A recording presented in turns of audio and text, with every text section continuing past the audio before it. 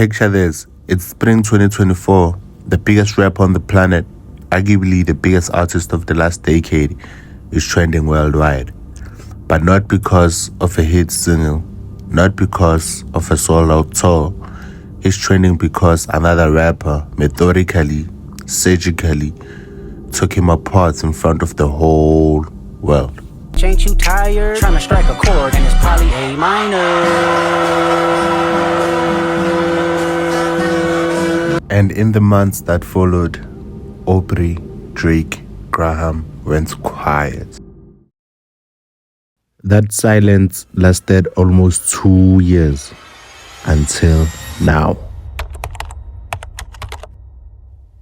To understand where Drake is right now, you need to understand the run he was on before everything changed. From 2021 to 2023, Drake dropped 4 projects in under 3 years. Certified Lover Boy, the dance album nobody asked for but kind of slapped. Honestly, never mind. The Razor Sharp collab with 21 Savage, Hellos, and then his 8th studio album, For All the Dogs. For All the Dogs debuted at number 1 on the Billboard 200. It opened with 402,000 album equivalent units, making it the highest selling rap album of 2023. On paper, dominant, but creatively, the critics were not impressed. The consensus was that Drake had become comfortable, a trap he'd fallen into somewhere around 2021. The album had its moments. Slam You Out with SZA was unavoidable. There were flashes of the old hunger, but the overall feeling was that Drake was running laps around a track he'd already won. And then, just when it seemed like rap had moved on, the war started. If you don't know the Drake versus Kendrick Lamar beef, you've somehow avoided one of the biggest cultural moments in hip-hop history. We are not here to decipher every bar. There are documentaries for that. But here's what matters. For our story, the beef between the two exploded in the spring of 2024, with the pair trading a series of tracks that led to Kendrick dropping Not Like Us.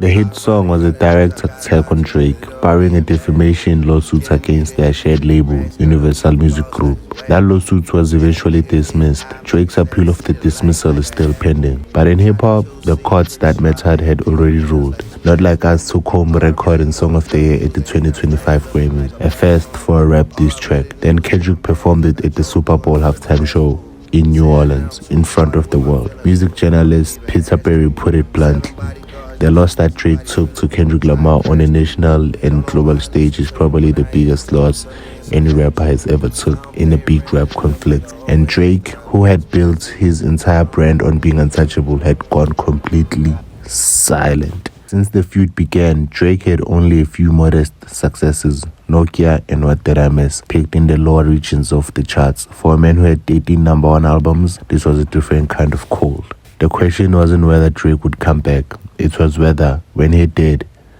anyone would still care. Before the proper comeback, there was a warm-up.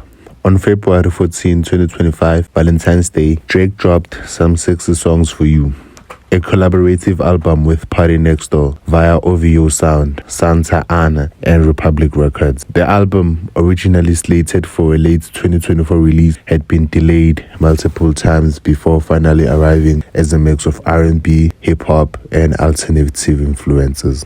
This wasn't a war record. This wasn't Drake the General. This was Drake the Lover, the guy who made half the world cry in their car over someone who never deserved their tears.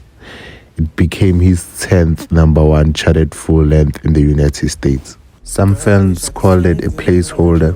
Others said it was exactly what they needed. Proof that while the war had dented his armor, it hadn't killed his instincts. Drake could still make a vibe. But everyone knew this wasn't the main event. The main event had a name, and that name was Iceman. If Drake had learned anything from losing the rap battle, starting 2025, Attention is its own kind of victory. Drake had been teasing Iceman since 2025, and the rollout was on another level compared to his previous releases. He'd been drip-feeding cryptic Instagram hints for months. There were live streams, cameos with popular streamers, courtside Raptors seats literally frozen in ice, And then the move that broke the internet. Drake put up a massive ice block structure in downtown Toronto. Days later, Toronto's fire department took it down for being a public hazard. But before it melted, a streamer named Keshka found an Iceman folder inside the installation, revealing the album's May 15 release date. Drake's team gave Keshka a $50,000 payday for the discovery. $50,000 for finding a folder in a melting ice block. Drake wasn't just dropping an album, he was producing a spectacle. And on May 15, the spectacle arrived in triplicate.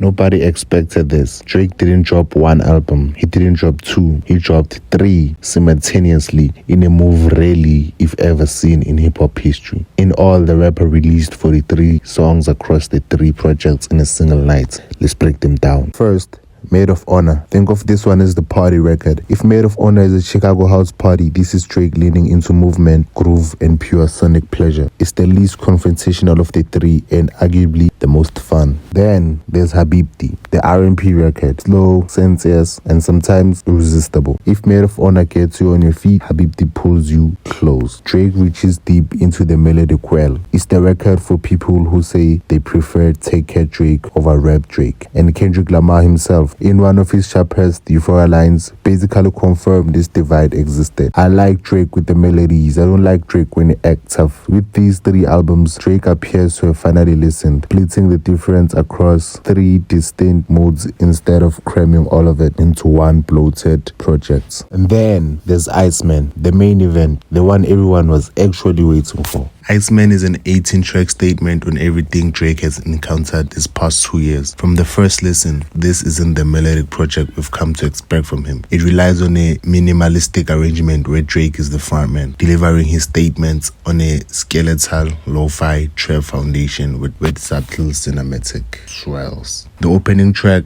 Make Them Cry, sets the tone immediately. It functions less like a song and more like a vulnerability dump. Drake abandoning the safety of his melodic crashes to offer a visceral account of the psychological toll of the last 2 years. This isn't safe Drake, this is wounded Drake, and wounded Drake is somehow more interesting. On Iceman, Drake dishes platitudes in favor of pain. He's not pantomiming sadness or arguing with composite figures. He's exploring the real aftermath of the Lamar battle. He aims his gaze at specific names: Rick Ross, A$AP Rocky, and even one-time friend LeBron James. And then there's the reunion nobody saw coming. After falling out with Future, who teamed up with Metro Booming for a pair of albums, seamlessly dissing Drake even before the Lamar beef exploded. The two appeared to have patched things up, at least enough for Future to appear on the cheekily titled Rent to Atlanta, a direct nod to Lamar's claim that Drake pillages Atlanta's rap culture. It's the kind of moment that makes you realize in hip-hop, grudges have an expiry date. So, does it work? The critical consensus on Iceman is genuinely interesting. A lot call it theatrical, nakedly transparent, and relentlessly vindictive, adding that it's anything but icy, and that's part of why it's better than Drake's later career output. The tales of supposed betrayal carry a genuine emotional weight that feels far removed from the Fox introspection of his last 3 solo albums. It's by no means his best album, but it feels like one of his most honest, perhaps his most nimble since Scorpion. And given the uninspired overflows of his last few projects, Drake fans should probably give his rival a thank you note. Lamar's diss track was meant to be a kill shot, but it might have actually been a defibrillator.